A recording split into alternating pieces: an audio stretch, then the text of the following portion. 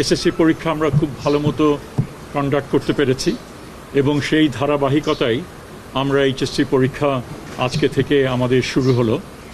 আমরা মনে করি যেভাবে সম্পন্ন করেছি আগের পরীক্ষাটা এবারও সেভাবে হবে। চ্যালেঞ্জ অনেক এবং অতীতের যে আমাদের যে সমস্ত অভিজ্ঞতা ছিল, প্রশ্নপত্র ফাঁস থেকে শুরু করে অন্যান্য সমস্যাদি ছিল, সেগুলো থেকে আমরা শিক্ষা লাভ করে যেভাবে এসএসসিটা করেছি এইচএসসিটাও আমরা সেভাবে অর্গানাইজ করতে চেষ্টা করছি।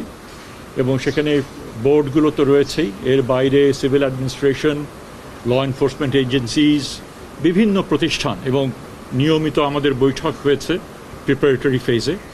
এবং সেই প্রেক্ষিতেই আজকে হচ্ছে একটা উল্লেখযোগ্য দিন যেখানে পরীক্ষাটা শুরু হচ্ছে। আমরা আশা করি যে আমরা এটা সম্পন্ন করতে পারব। এখানে মোট 12,51,000 পরীক্ষার্থী পরীক্ষা দিচ্ছেন এবং 2,800 সেন্টারে এই পরীক্ষাটা হচ্ছে এবং এই পরীক্ষার্থীরা মূলত 9,300 প্রতিষ্ঠান থেকে তারা পার্টিসিপেট করছেন এই ক্ষেত্রে। একটা উল্লেখযোগ্য বিষয় সেটা হচ্ছে যে মোট যে পরীক্ষার্থীর 50.6% হচ্ছেন নারী এবং 49.4% হচ্ছেন পুরুষ, মানে ছেলে।